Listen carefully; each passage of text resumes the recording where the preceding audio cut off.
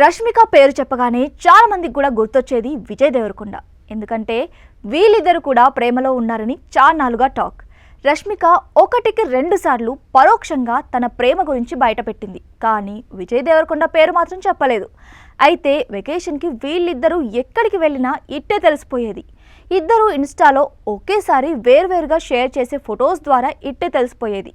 ఎందుకంటే ఒకే లొకేషన్లో ఇద్దరు విడివిడిగా దిగిన ఫొటోస్ కాబట్టి. మళ్ళీ ఇప్పుడు రష్మిక విజయ్ గురించి ఈ డిస్కషన్ ఎందుకంటే దానికి ఓ కారణం ఉంది. రష్మిక ఇప్పుడు పాన్ ఇండియా హీరోయిన్. వరుస సినిమాలతో బ్లాక్ బస్టర్ హిట్స్ కొట్టింది. తాజాగా తన పుట్టినరోజు సందర్భంగా ఓమన్ దేశానికి వెళ్ళింది.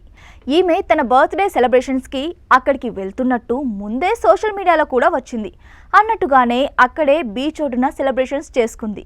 ఇందుకు సంబంధించిన కొన్ని ఫొటోస్ని ఇన్స్టాలో కూడా షేర్ చేసింది. కట్ చేస్తే విజయ్ దేవరకొండ బీచ్ ఒడ్డున తీసుకున్న కొన్ని ఫొటోస్ని ఇదే టైంలో ఇన్స్టాలో షేర్ చేశాడు.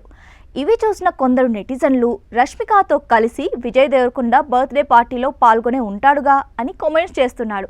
వీళ్ళిద్దరూ జంటగా ఎప్పుడు పోస్ట్ పెడతారా అని మాట్లాడుకుంటున్నారు.